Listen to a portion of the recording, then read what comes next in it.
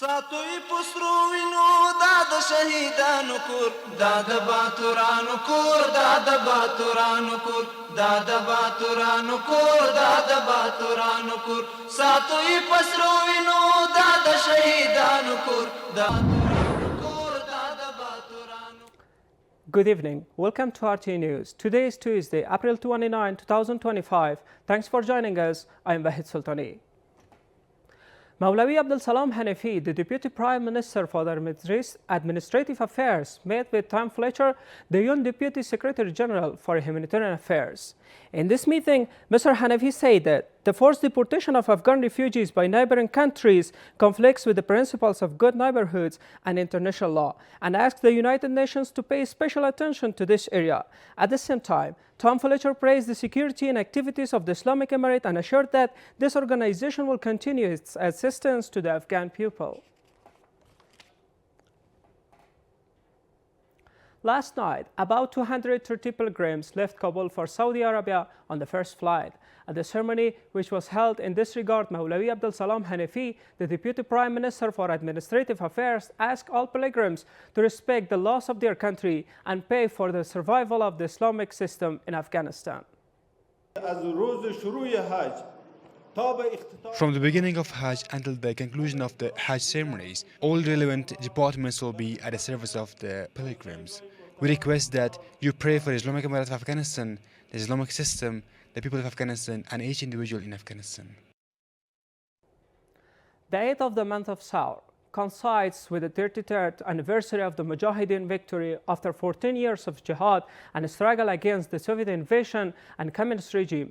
The Afghan Mujahideen succeeded in overthrowing the communist regime led by Najibullah and seizing power on the 8th of Sawr in 1321, thereby putting an end to the idea of communism in Afghanistan.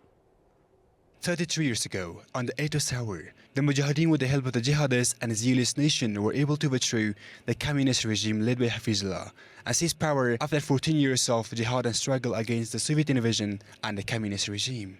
8th of Sawr, the day of victory of the Mujahideen, the day of victory of the people of Afghanistan against an ideology, against a movement that promoted extremism, secularism, and atheism in Afghanistan, and against the remnants of the Soviet occupying forces in Afghanistan. Therefore, it's a very significant day for Afghan nation. However, the unfortunate Mujahideen were unable to form a stable and universally accepted government, which, in addition to internal factors, also had external factors. A power struggle began between parties, resulting in thousands of deaths and millions of people being forced to flee the country.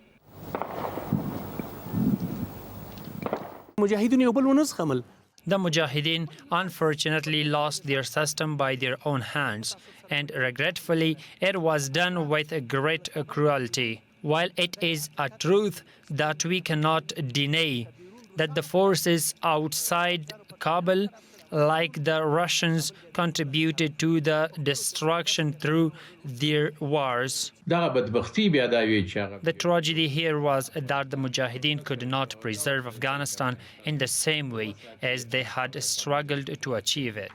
This is why the Afghan nation, under the leadership of the Islamic Emirate, was able to establish a stable and Islamic government after the defeat of America, and people throughout the country enjoyed stability, prosperity, and complete security. Sheikh Nur Muhammad Saqib, the Minister of Hajj and Religious Affairs, says that this year around 30,000 Afghans will travel from Afghanistan to Saudi Arabia to perform the Hajj pilgrimage. And the responsible institutions of the Islamic Emirate have provided all necessary preparations for the facilities for the country's pilgrims to perform this religious ceremony in a good manner.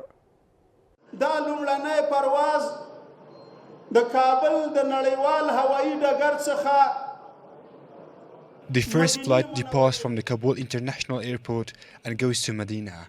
This flight includes 230 respected and esteemed pilgrims. A total of 30,000 pilgrims will be transported to the Haramain Sharifain throughout 97 flights within 1 month and 2 days.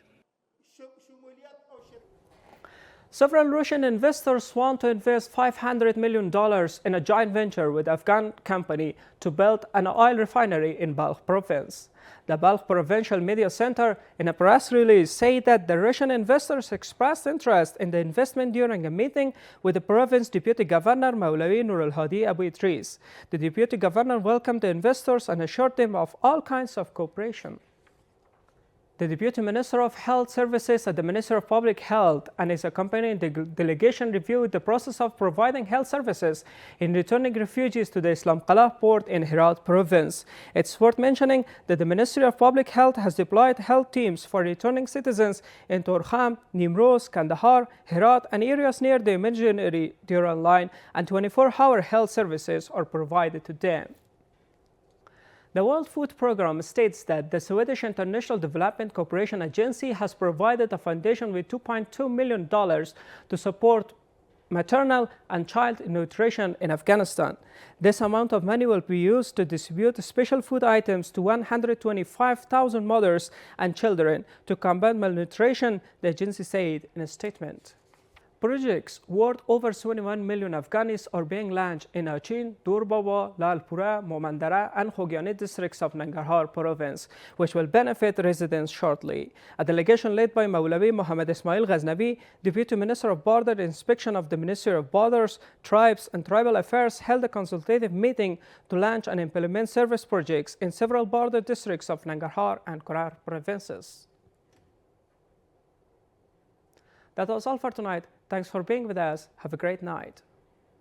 ساتوی پسروینو داد شهیدانو کور داد باتورانو کور داد باتورانو کور داد باتورانو کور داد باتورانو کور ساتوی پسروینو داد شهیدانو کور داد